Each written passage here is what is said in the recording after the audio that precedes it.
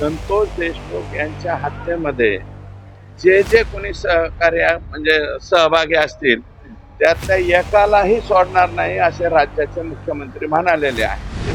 तुम्ही मध्यस्थी केली होती मुख्यमंत्र्यांकडे आणि देशमुख कुटुंबाची भेट घातली होती. पहिल्यांदा SITत बदल झालेला आहे, काल शासन निर्णय जारी झालाय. दुसरं आता मोक्का लावलेला आहे, ऑलरेडी झालेलं आहे. परत ते नाही संजय राऊत आज बोलतात मुख्यमंत्र्यांचे संबंध आहेत. अण्णा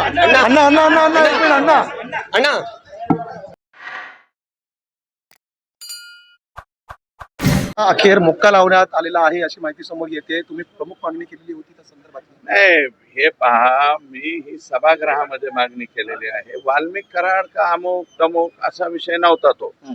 संतोष देशमुख यांच्या हत्येमध्ये जे जे कोणी सहकार्य म्हणजे सहभागी असतील त्यातल्या एकालाही सोडणार नाही असे राज्याचे मुख्यमंत्री म्हणालेले आहे.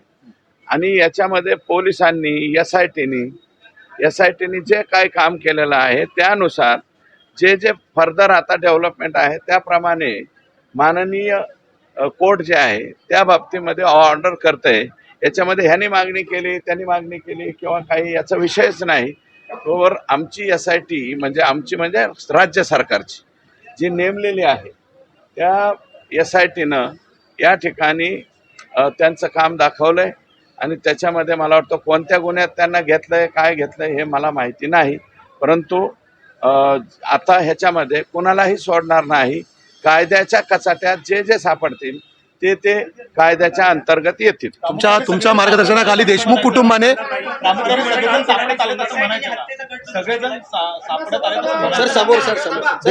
हे पहा, पोलीस यंत्रणा आहे. आम्ही कोणी बोलवून तसं काही होत नसते. पोलीस यंत्रणा त्या ठिकाणी SIT जी नेमलेली आहे ती SIT प्रभावीपणे काम करते आणि त्यांनी नियमाप्रमाणे जे कडी जोडलेली असेल पोलिसांच्या कडीमध्ये जे लोक सापडतील ते लोक त्याच्यामध्ये येतील. आज तिथे काय घडलंय हे एक्झॅक्ट मला अजून माहिती झालेलं नाही. अजूनही कोर्टाच्या पुढं मला वाटतं अर्ज केलेला आहे SITने. एवढीच माहिती मला कळालेली आहे. पुढं काय झालं हे मला माहीत नाही. परंतु कायद्याच्या पुढे कायद्यापेक्षा कोणीही मोठा नसतो हे मात्र निश्चित. तुम्ही मध्यस्थी केली होती मुख्यमंत्र्यांकडे आणि देशमुख कुटुंबाची भेट घातली होती. पहिल्यांदा SITत बदल झालेला आहे, काल शासन निर्णय जारी झालाय. दुसरं आता मोक्का लावलेला आहे, ऑलरेडी झालेलं आहे. परत ते नाही संजय राऊत आज बोलतात मुख्यमंत्र्यांचे संबंध आहेत.